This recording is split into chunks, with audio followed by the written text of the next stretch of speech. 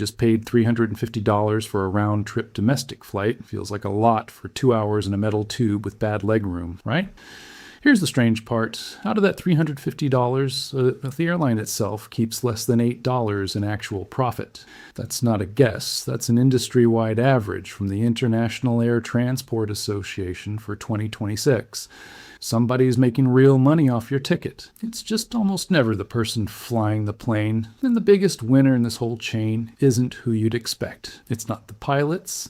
It's not the guy who owns the airline. It's a bank you've probably never flown on a single mile with. Let's find out how that happens. Start with the most obvious cost, jet fuel. It's the single biggest line item on most airlines' books, and right now it's also the most painful one. IATA puts the average price of jet fuel in 2026 at around $152 a barrel, close to a 70% jump from a year earlier, mostly because of the same Middle East conflict that's been rattling oil markets since February. Airlines don't buy fuel the day of your flight. Schedules get published months, sometimes years in advance, and aircraft get assigned to routes long before anyone knows what oil is going to cost that week. When the price spikes suddenly, like it did this year, a route that was profitable in January can turn into a money loser by June, and airlines end up eating the difference or raising fares to cover it. Delta alone revised its 2026 fuel bill up to $11.17 billion because of this conflict. American and United each pushed past $12 billion. For your $350 ticket, we're estimating fuel eats up around $85, roughly a quarter of what you paid, and that share has been climbing all year as the conflict drags on. There's a second layer to this. Most passengers never notice. Airline pricing isn't set by a person looking at a spreadsheet.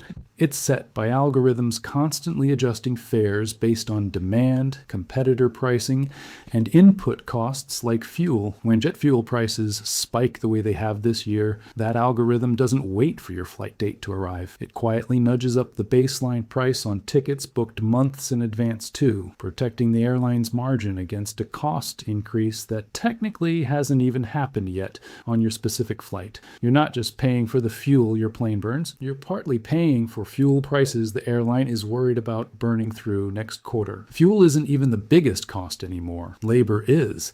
IATA now ranks labor as the single largest cost category in the entire industry, ahead of fuel at roughly 28% of total operating expenses.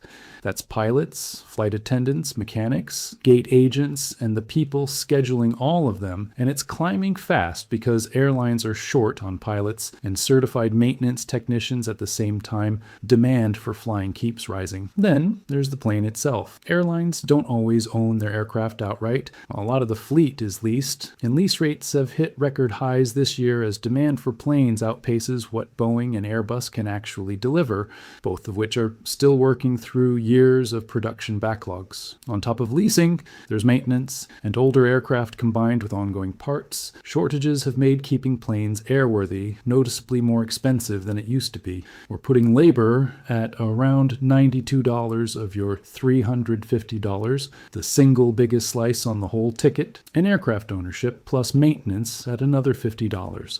Combined, that's more than what you paid in fuel and more than a third of your entire fare before the plane has even left the gate. Every time a plane takes off or lands, somebody gets paid for that specific moment, and it's usually not the airline. Airports charge landing fees based on the aircraft's weight, plus separate gate rental and terminal fees. Air traffic control, run in the US by the FAA, charges its own fees to guide that plane safely through the sky. And those charges have been rising steadily as staffing shortages and outdated infrastructure strain the whole system. None of this shows up on your receipt as a separate line, but it's baked into your fare all the same. We're estimating airport and air traffic control charges at around $25 of your $350. Money that goes to the airport authority and to the government agency running the airspace, not to the airline that sold you the ticket. Here's a part of the chain almost nobody thinks about: how the ticket actually got sold to you in the first place. If you booked through Expedia, Google Flights, or a traditional travel agent instead of directly on the airline's own site, someone in that chain usually takes a commission or a distribution fee, sometimes just a few dollars, sometimes a small percentage of the fare. Airlines also pay processing fees on the credit card you used to buy the ticket, the same kind of swipe fee that eats into a gas station's margin on your last fill-up. We're putting distribution costs, booking fees, and card processing at around $15 of your $350. It's a smaller slice than fuel or labor, but it's a real one, and it's part of why airlines have spent the last decade pushing hard to get people to book directly instead of through a third party. Now, the part that's entirely outside the airline's control, taxes. A domestic ticket carries a 7.5% federal excise tax on the base fare, plus a flat segment tax of $5.30 for every takeoff and landing in your itinerary. Fly nonstop round trip, and that's 2 segments, $10.60. Add a connection each way, and you're paying 4 segments worth. On top of that, there's the September 11th security fee, $5.60 each way, which funds TSA screening, and a passenger facility charge of up to $4.50 per airport you pass through, capped at $18 round trip. None of this goes to the airline. It flows straight through to the Airport and Airway Trust Fund and to the TSA, and the airline is really just collecting it on the government's behalf. Add it all up on our $350 ticket, and government taxes and fees come to around $63, close to 18% of what you paid, before you've accounted for a single flight attendant or gallon of jet fuel. So far, we've spent $85 on fuel, $92 on labor, $50 on the plane and its upkeep, $25 on airports and air traffic control, $15 on getting the ticket sold to you, and $63 on taxes. That's $330 of your $350, and the airline is left with roughly $7.90 in actual profit from flying you, IATA's own industry-wide estimate for 2026.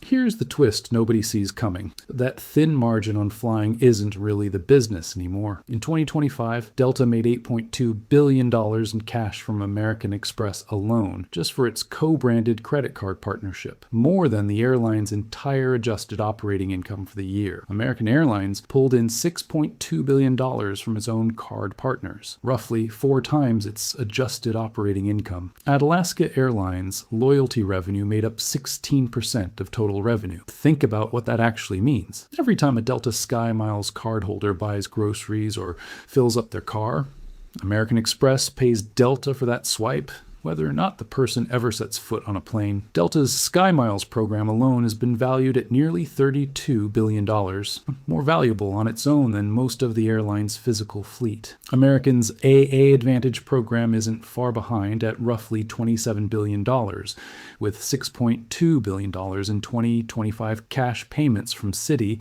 and its other card partners. United's mileage plus trails the other two on disclosed co-brand cash, around $3 billion tied to its Chase partnership, and industry analysts have pointed to that gap as one reason United has historically lagged Delta on overall profitability despite running a comparably sized airline. The mileage program used to be a marketing perk to keep you loyal. Now it functions closer to a financial product that happens to have an airline attached to it. That's the real answer to who gets paid when you buy a plane ticket. It's not really the airline. Flying you barely breaks even most of the time. It's the bank sitting behind your loyalty credit card, collecting billions of dollars from swipes that have nothing to do with air travel at all. Add it all back up and your $350 ticket breaks down roughly like this. Fuel takes $85. Labor, the biggest single piece, takes $92. The plane itself, leasing and maintenance combined, takes $50. Airports and air traffic control take $25.